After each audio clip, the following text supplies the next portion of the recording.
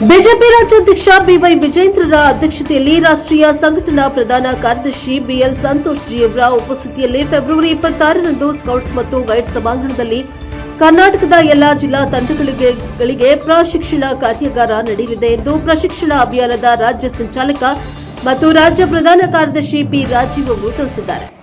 BJP ರಾಜ್ಯ ಕಾರ್ಯಾಲಯ ಜಗನ್ನಾಥ್ ಭವನದಲ್ಲಿ ಇಂದು ಪತ್ರಿಕಾಗೋಷ್ಠಿಯಲ್ಲಿ ಅವರು ಮಾತನಾಡಿದರು. ರಾಜ್ಯದ ಪ್ರತಿ ಪ್ರಶಿಕ್ಷಣ ಜಿಲ್ಲೆಯಿಂದ ತಂಡವನ್ನು ನಿಯೋಜಿಸಲಾಗಿದೆ ಎಂದು ಹೇಳಿದ್ದಾರೆ. 1656 ಸ್ಥಳಗಳಲ್ಲಿ ಪ್ರಶಿಕ್ಷಣ ವರ್ಗ ನಡೆಯಲಿದೆ. ಒಂದು ಪ್ರಶಿಕ್ಷಣದಲ್ಲಿ ಸರಾಸರಿ 200 ಪದಾಧಿಕಾರಿಗಳು ಭಾಗವಹಿಸಲಿದ್ದು ಸುಮಾರು 2 ಲಕ್ಷಕ್ಕೂ ಹೆಚ್ಚು ಪದಾಧಿಕಾರಿಗಳಿಗೆ ಪ್ರಶಿಕ್ಷಣ ನೀಡಲಿದ್ದೇನೆ ಎಂದು ತಿಳಿಸಿದ್ದಾರೆ.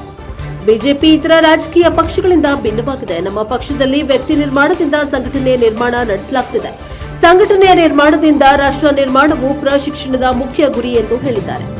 ಕಾರ್ಯಕರ್ತನಲ್ಲಿ ವೈಚಾರಿಕ ಬದ್ಧತೆ ಬೆಳೆಸುವುದು, ಪಕ್ಷದ ಕಾರ್ಯವೈಖರಿ ತಿಳಿಸುವುದು, ಕಾರ್ಯಕರ್ತರ ನಡತೆಯಲ್ಲಿ ಶ್ರೇಷ್ಠತೆ ರೂಪಿಸುವುದು ಮಾತ್ರವಲ್ಲದೆ ಪದಾಧಿಕಾರಿ ಕಾರ್ಯಕರ್ತರಿಗೆ ಪಕ್ಷದ ವಿಕಾಸ ಇತಿಹಾಸ ತಿಳಿಸಿಕೊಡಲಾಗುವುದು. ಕಾರ್ಯಕರ್ತರಲ್ಲಿ ಸಮರ್ಥ ಮತ್ತು ದಕ್ಷ ವೈಚಾರಿಕ ಬದ್ಧತೆ ಬೆಳೆಸುವುದು, ಸಾಮಾಜಿಕ ಸಂವೇದನೆ, ಜವಾಬ್ದಾರಿ ಮೂಡಿಸುವುದು, ರಾಷ್ಟ್ರೀಯ ಅಂತಾರಾಷ್ಟ್ರೀಯ ನರೇಟಿವ್ಗಳ ಕುರಿತು ಜಾಗೃತಿ ಮೂಡಿಸುವ ಉದ್ದೇಶ ಪ್ರಶಿಕ್ಷಣದ್ದು ಎಂದು ತಿಳಿಸಿದ್ದಾರೆ. ಒಟ್ಟು 8 ಅಂಶಗಳ ಮೂಲಕ ಪ್ರಶಿಕ್ಷಣ ನಡೆಸಲಾಗ್ತಾ ಇದೆ ಎಂದರು. ಬಿಜೆಪಿ ಸಂಘಟನಾ ಪರ್ವ ಪ್ರಾರಂಭವಾಗಿದೆ. ಸದಸ್ಯತ್ವ ಅಭಿಯಾನ, ಸಕ್ರಿಯ ಸದಸ್ಯರ ಅಭಿಯಾನ, ಬೂತ್, ಮಂಡಲ, ಜಿಲ್ಲಾ ಅಧ್ಯಕ್ಷರಿಂದ ರಾಷ್ಟ್ರೀಯ ಅಧ್ಯಕ್ಷರವರೆಗೆ ಸಂಘಟನಾ ಪರ್ವ ನಡೆಯುತ್ತದೆ ಎಂದು ವಿವರಿಸಿದ್ದಾರೆ.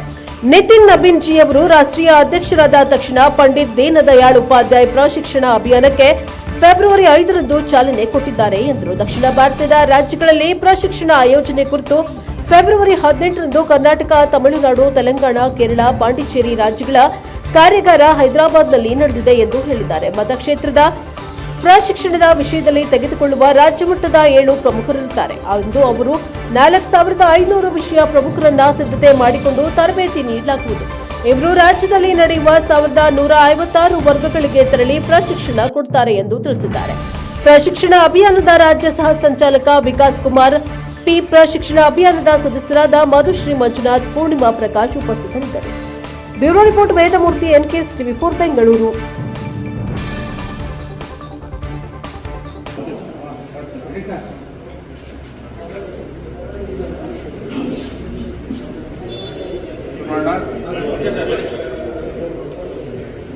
ರಾಜ್ಯ ವಿದ್ಯಾರ್ಥಿಗಳ ಒಕ್ಕೂಟ ಧಾರವಾಡದಲ್ಲಿಂದು ಬೃಹತ್ ಪ್ರತಿಭಟನೆಯನ್ನ ಮಾಡಿದ್ದಾರೆ. ರಾಜ್ಯದ ಕಾಂಗ್ರೆಸ್ ಸರ್ಕಾರದ ವಿರುದ್ಧ.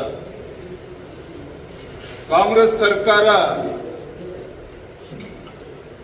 ಅಧಿಕಾರಕ್ಕೆ ಬಂದಾಗಿನಿಂದ ಒಂದೇ ಒಂದು ಹುದ್ದೆಯನ್ನು ಕೂಡ ಭರ್ತಿ ಮಾಡೋದಕ್ಕೆ ಸಾಧ್ಯ ಆಗಿಲ್ಲ. ಮುಖ್ಯಮಂತ್ರಿಗಳಾಗಲಿ, ಉಪಮುಖ್ಯಮಂತ್ರಿಗಳಾಗಲಿ, ಸಚಿವ ಸಂಪುಟದ ಸದಸ್ಯರು ರಾಜ್ಯದುದ್ದಕ್ಕೂ ಸಹ ಭಾಷಣ ಬಿಗಿತಾ ಇದ್ದಾರೆ. ಆದರೆ ನಾಡಿನ ಯುವಜನತೆಗೆ ನ್ಯಾಯವನ್ನ ಕೊಡೋದಕ್ಕೆ ಸಾಧ್ಯ ಆಗಿಲ್ಲ. ಮಾನ್ಯ ಮುಖ್ಯಮಂತ್ರಿಗಳು, ಉಪಮುಖ್ಯಮಂತ್ರಿಗಳು ಯುವ ಜನತೆಯ ಜೀವನದ ಜೊತೆಯಲ್ಲಿ ಇವತ್ತು ಚೆಲ್ಲಾಟವನ್ನು ಆಡ್ತಾ ಇದ್ದಾರೆ. ಯುವ ಜನತೆ ಕಳೆದ 2.5 ವರ್ಷದಿಂದ ಕಣ್ಣೀರು ಹಾಕ್ತಾ ಇದ್ದಾರೆ, ಪ್ರತಿಭಟನೆ ಮಾಡ್ತಾ ಇದ್ದಾರೆ, ಹೋರಾಟ ಮಾಡ್ತಾ ಇದ್ದಾರೆ. ಇದು ಯಾವುದನ್ನು ಕೂಡ ಲೆಕ್ಕಿಸದೆ ಎಂತ ದುರ್ದೈವ ಅಂತ ಹೇಳಿದ್ರೆ, ಬೆಳಗಾವಿ ಅಧಿವೇಶನದ ಸಂದರ್ಭದಲ್ಲೂ ಸಹ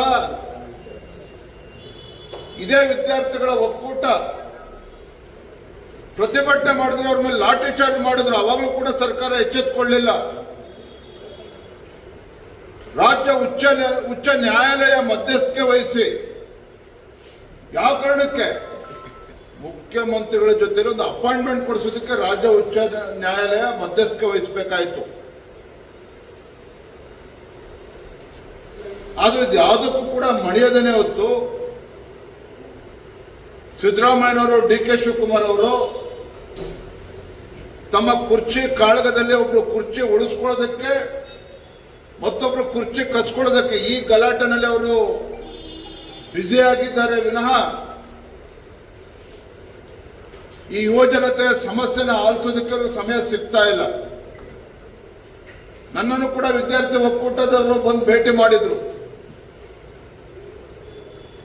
2,85,000 ಹುದ್ದೆಗಳು ಇವತ್ತಿಗೂ ಕೂಡ ಖಾಲಿ ಬಿದ್ದಿದೆ.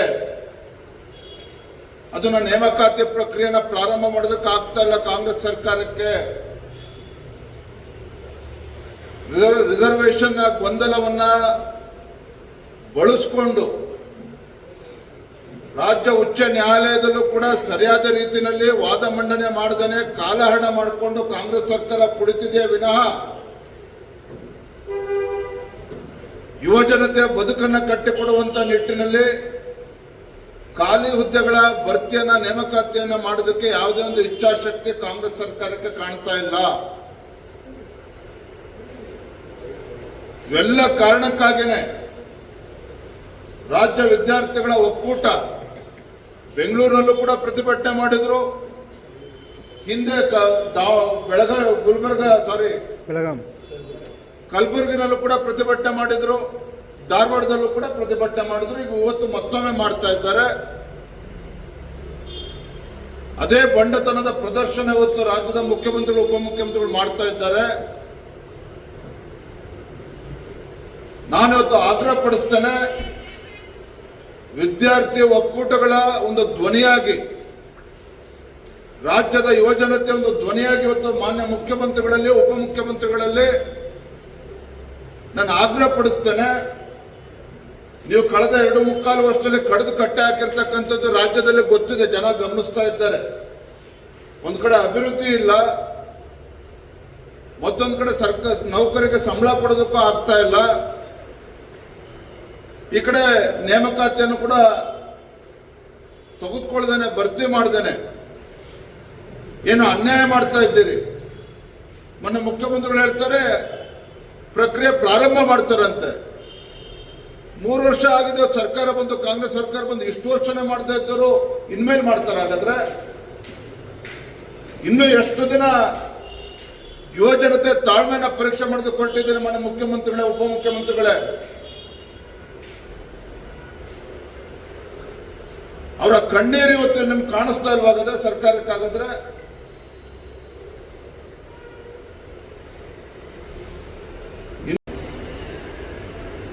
ಎರಡೂವರೆ ಲಕ್ಷ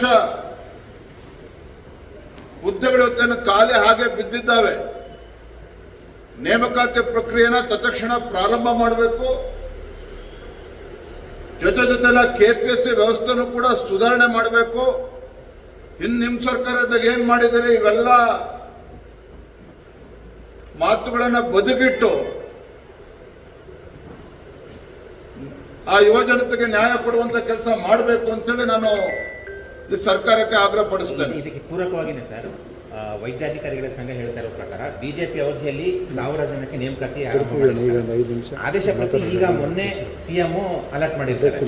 ಬಿಜೆಪಿ ಅವಧಿಯಲ್ಲಿ ಆಗಿರುವಂತಹ ನೇಮಕಾತಿಯನ್ನ ನಿನ್ನೆ ಅಲರ್ಟ್ ಮಾಡಿದ್ದಾರೆ ಮೊನ್ನೆ. ಇದು ವೈದ್ಯಾಧಿಕಾರಿಗಳ ಆಕ್ರೋಶಕ್ಕೆ ಕಾರಣ ಆಗಿದೆ. ಅವರು ಕೂಡ ಮಾರ್ಚ್ 11ರಿಂದ ಮುಷ್ಕರ ಆರಂಭ ಮಾಡ್ತಾರೆ. ಇತ್ತೀಚೆಗೆ ಮುಖ್ಯಮಂತ್ರಿಗಳು ನೋಡಿದ್ರಿ, ಹುಬ್ಳಿನಲ್ಲಿ ಬಡವರಿಗೆ ಮನೆ ಕೊಡ್ತಾ ಇದ್ದೇವೆ ಅಂತೇಳಿ ಬಹಳ ಸಾವಿರಾರು ಜನ ಸೇರಿಸಿ ದೊಡ್ಡ ಸಭೆ ಮಾಡಿ ಸಮಾರಂಭ ಮಾಡಿ ಅವ್ರ ಬೆನ್ನು ಅವ್ರು ತಟ್ಕೊಂಡು ಇವತ್ತು ಮುಖ್ಯಮಂತ್ರಿಗಳು ಬಂದಿರತಕ್ಕಂಥ ತಾವು ನೋಡಿದಿರಿ. ಧಾರವಾಡದಲ್ಲಿ ಸಭೆ, ಹುಬ್ಳಿನಲ್ಲಿ ಸಭೆ ಮಾಡಿದ್ರು. ಆ ಬಡವರಿಗೆ ಮನೆ ಕೊಟ್ಟಿದ್ದು ಕೂಡ ಅದು ಹಿಂದಿನ ಬಿಜೆಪಿ ಸರ್ಕಾರ ಇದ್ದಾಗ ಅಲ್ಲಿ ಕಾರ್ಪೊರೇಷನ್ ಅಲ್ಲಿ ರೆಸಲ್ಯೂಷನ್ ಪಾಸ್ ಮಾಡಿ ಕೇಂದ್ರ ಸರ್ಕಾರದ ಸಹಯೋಗದೊಂದಿಗೆ ಆಗಿರುವಂತದ್ದು. ಇವ್ರು ಬಂದು ಕಡಿದು ಕಟ್ಟ ಹಾಕಿರ್ತಕ್ಕಂಥದ್ದು ಏನೂ ಅಲ್ಲ. ಹಾಗಾಗಿ ಈ ಸರ್ಕಾರ ಕೇವಲ ಕಾಲಹರಣ ಮಾಡಿಕೊಂಡು ಹಿಂದಿನ ಬಿಜೆಪಿ ಸರ್ಕಾರದ ಆ ಸಂದರ್ಭದಲ್ಲಿ ಏನೇನೋ ಆಗಿತ್ತು ಅದನ್ನು ನಾವು ಮಾಡಿದ್ದೇವೆ ಅಂತೇಳಿ ಬಿಂಬಿಸ್ಕೊಳ್ತಕ್ಕಂಥ ಪ್ರಯತ್ನ ಮಾಡ್ತಾ ಇದ್ದಾರೆ ವಿನಃ ಏನು ಕೂಡ ಮಾಡಿಲ್ಲ ಕಳೆದ 2.25 ವರ್ಷದಲ್ಲಿ. ಹಾಗಾಗಿ ನಾನು ಮತ್ತೊಮ್ಮೆ ಆಗ್ರಹ ಪಡಿಸ್ತೇನೆ, ಮಾನ್ಯ ಮುಖ್ಯಮಂತ್ರಿಗಳು ಉಪಮುಖ್ಯಮಂತ್ರಿಗಳು ಆ ಯುವಜನತೆಯ ಭಾವನೆಗಳನ್ನ ಅರ್ಥ ಮಾಡ್ಕೋಬೇಕು. ಎಷ್ಟೋ ಜನ ಪಾಪ ವಯೋಮಿತಿ ಅದು ಕೂಡ ಕಳೆದು ಹೋಗ್ತಾ ಇದೆ ಪಾಪ ಅವ್ರಿಗೆ, ಏಜ್ ಲಿಮಿಟ್. ಹಾಗಾಗಿ ಹುಡುಗಾಟಿಕೆ ಮಾಡದೇನೆ ಇದ್ರ ಬಗ್ಗೆ ಗಮನವನ್ನು ಹರಿಸಬೇಕು. ತತ್ಕ್ಷಣ ರಾಜ್ಯ ಸರ್ಕಾರ ಕ್ರಮವನ್ನು ಕೈಗೊಳ್ಳಬೇಕು. ಶಿವಮೊಗ್ಗ ವಿದ್ಯಾರ್ಥಿ ಕೊಲೆ ಸರ್ ಆಗ್ತಾ ಇಲ್ಲ. ಈಗ ಹೊಸದಾಗಿ ಇವ್ರನ್ನ ರೆಕ್ರೂಟ್ಮೆಂಟ್ ಮಾಡ್ಕೊಂಡ್ರೆ ಎಲ್ಲಿಂದ ಸ್ಯಾಲರಿ ಕೊಡ್ತಾರೆ ಅನ್ನೋದು, ಯಾಕಂದ್ರೆ ಬಹುತೇಕ ಇಲಾಖೆಗಳಲ್ಲಿ ಸ್ಯಾಲರಿ ಕೊಡ್ತಾ ಇದ್ದಾರೆ. ರಾಜ್ಯ ಸರ್ಕಾರ ಒಬ್ಬ ಅನುಭವಿ ಮುಖ್ಯಮಂತ್ರಿಗಳು ಇದ್ದಾರೆ. ಇವತ್ತು ಒಬ್ಬ ಅನುಭವಿ ಮುಖ್ಯಮಂತ್ರಿಗಳು ನಮ್ಮ ರಾಜ್ಯದಲ್ಲಿದ್ದಾಗ ಸರ್ಕಾರದ ಮುಂದೆ ಆದ್ಯತೆ ಏನು ಅನ್ನೋದನ್ನು ಅವರು ಕೂಡ ಸ್ಪಷ್ಟಪಡಿಸ್ಬೇಕು. ಅವ್ರ ಆದ್ಯತೆ ಏನು ಅಂತೇಳಿ ತಿಳಿಸ್ಬೇಕು. ಇವತ್ತು ಸರ್ಕಾರಿ ಒಂದು ಹುದ್ದೆಗಳು ಹಾಗೆ ಕಾಲಿಡ್ಕೊಂಡು ಒಂದು ಸರ್ಕಾರ ನಡೆಸೋಕೆ ಸಾಧ್ಯನಾಗಾದ್ರೆ ಎಲ್ಲೋ ಒಂದ್ ಕಡೆ ಸರ್ಕಾರದ ಇಚ್ಛಾಶಕ್ತಿಯ ಕೊರತೆ ಇವತ್ತು ಎದ್ದು ಕಾಣ್ತಾ ಇದೆ. ಮತ್ತೊಂದು ಕಡೆ ಶಿವಮೊಗ್ಗದಲ್ಲಿ ನಡೆದಿರ್ತಕ್ಕಂಥ ಘಟನೆ, 10ನೇ ತರಗತಿ ಓದ್ತಾ ಇರ್ತಕ್ಕಂಥ ಒಬ್ಬ ಬಾಲಕನ ಬರ್ಬರ ಹತ್ಯೆ, ಭಾರತೀಯ ಜನತಾ ಪಾರ್ಟಿ ಅದನ್ನು ಖಂಡನೆ ಮಾಡ್ತೇವೆ. ಮೊನ್ನೆ ಬಾಗಲಕೋಟೆಯಲ್ಲಿ ನಡೆದಿರ್ತಕ್ಕಂಥ ಘಟನೆ ಇರ್ಬೋದು, ಶಿವಾಜಿ ಜಯಂತಿಯ ಸಂದರ್ಭದಲ್ಲಿ ಕಲ್ಲುಗಳನ್ನ ತೂರಿ ಅಲ್ಲಿ ದೇಶದಗಳು ಯಾವ ರೀತಿ ನಡ್ಕೊಂಡಿದ್ದಾರೆ ನಮಗೆ ಗೊತ್ತಿದೆ. ಶಿವಮೊಗ್ಗದಲ್ಲಿ ಇವತ್ತು ಪದೇ ಪದೇ ರೀತಿ ಘಟನೆ ನಡೀತಾ ಇದೆ. ದಕ್ಷಿಣ ಕನ್ನಡದಲ್ಲಾಯಿತು, ಯಲ್ಲಾಪುರದಲ್ಲಾಯಿತು, ಕೆಲವು ಕಡೆ ಹಿಂದೂಗಳ ಕಾರ್ಯಕರ್ತ ಹತ್ಯೆ ಆಗಿದೆ. ಯಲ್ಲಾಪುರದಲ್ಲಿ ದಲಿತ ಮಹಿಳೆಯ ಬರ್ಬರೆ ಹತ್ಯೆ ಆಯಿತು. ಇವತ್ತು ಶಿವಮೊಗ್ಗದಲ್ಲಿ ಇಷ್ಟೆಲ್ಲ ಘಟನೆಗಳು ನಡೀತಾ ಇದ್ರು ಕೂಡ ಗೃಹ ಸಚಿವರು ಇವತ್ತು ರಾಜ್ಯದಲ್ಲಿ ಇದ್ದಾರ ಅನ್ನೋದು ಇವತ್ತು ಪ್ರಶ್ನೆ ಇವತ್ತು ಎಲ್ಲರೂ ಕೂಡ ಕಾಡ್ತಾ ಇದೆ. ಗೃಹ ಸಚಿವರು ಏನೇ ಕೇಳಿದ್ರು ಕೂಡ ಹಾರಿಕೆ ಉತ್ತರವನ್ನು ನೀಡ್ತಾರೆ. ಇದು ಶಿವಮೊಗ್ಗದಲ್ಲಿ ಏನೋ ಪ್ರಕ್ಷುಬ್ಧ ವಾತಾವರಣದ ನಿರ್ಮಾಣ ಆಗಿದೆ. ರಾಜ್ಯ ಸರ್ಕಾರ ತಡ ಮಾಡದೇನೆ ಯಾರು ಕೊಲೆಗಡಕರಿದ್ದಾರೆ, ಯಾವುದೇ ಜಾತಿಯವರಾಗ್ಲಿ ಯಾರೇ ಧರ್ಮದವರಾಗ್ಲಿ, ಕಾನೂನು ಎಲ್ಲರೂ ಕೂಡ ಒಂದೇನೆ. ಇದ್ರ ಬಗ್ಗೆ ನಿರ್ದಾಕ್ಷಿಣ್ಯವಾಗಿ ಕ್ರಮನ ಕೈಗೊಳ್ಳಬೇಕು.